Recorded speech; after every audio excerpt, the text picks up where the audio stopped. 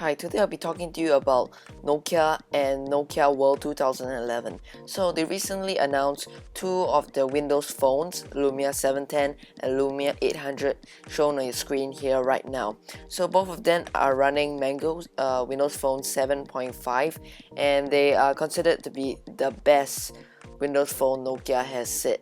So what is it?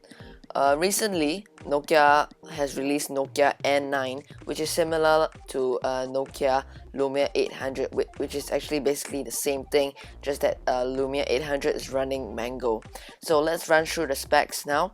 Nokia Lumia 800, and Lumia 710, both of them are running Mango 7.5.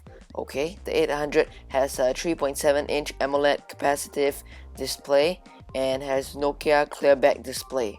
The 710 has 3.7 inches of a screen, TFT capacitive touch buttons, and both of them have the clear black display. The clear black display was recently put on the Nokia N9, which allows people to see the screen even in sunlight. So that is something really to take note about, and some of the innovations Nokia has made. So even in direct sunlight, it's easy to see your screen.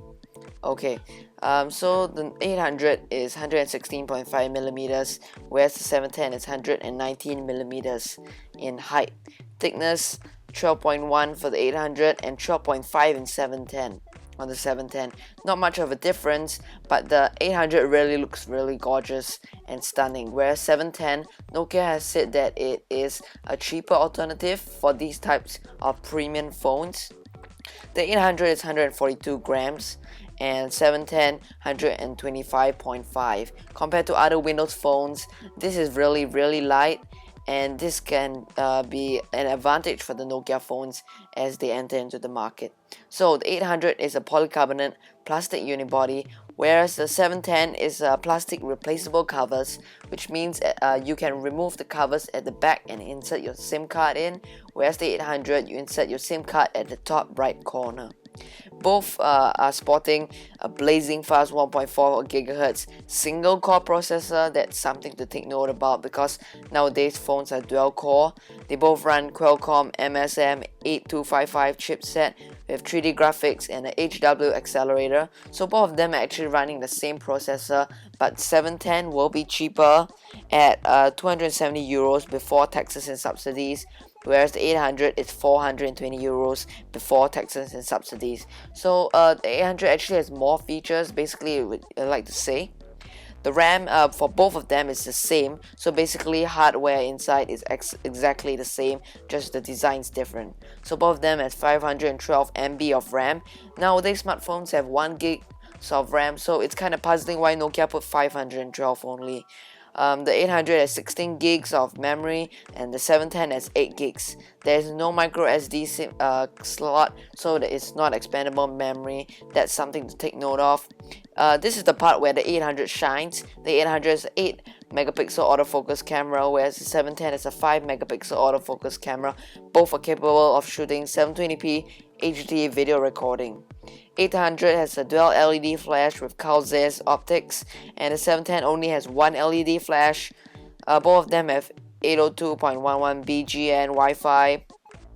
Let's see what else. Both of them have a micro USB 2.0 for charging, and yes, they have a USB port. Okay, so 800 has a slightly bigger battery with 1450 milliamp power battery, whereas the 710 has a 1300 milliamp power battery. Not much of a difference, but in terms of talk time, the 800 has 13 hours of 2G talk time, 9.5 hours of 3G talk time, whereas the 710 has 6 hours 50 minutes of 2G talk time and 7 hours and 40 minutes of 3G talk time. So when will they be shipping? Nokia has said that these phones will come out in the Asia Pacific region by the end of the year and Europe by next year. And the color options for the 800 is black, magenta and cyan, whereas the 710 it's black and white in the front, and you have the option for the black and white, cyan, fuchsia and yellow at the back. So basically 800 is the flagship phone for Nokia, and the 710 is a cheaper alternative, something that many people have speculated about the iPhone 4, which had a cheap where people predicted a cheaper alternative but did not turn out. So what is it for Nokia? Nokia is heading in the correct direction. They are not going to produce any more N9s and going to continue using Windows Phone as the operating system. With these two phones, their hardware is really great, the design is really great, the 800 looks really stunning, and with the new Nokia Windows Phone OS with Mango, there's also Nokia Music and Nokia Maps, which is easy to use, and everyone knows Nokia is very good at hardware. So they are heading in the right direction, and I can see Nokia really improving their game and increasing their market share. So this is my look at the Nokia World 2011, what they have dished out for people, for consumers. There are other things they showcase at the conference, but I'm not gonna be running through them. Only these two, the Nokia Lumia 800 and 710, their flagship Windows Phone phones. And so this is my opinion, and thanks for watching.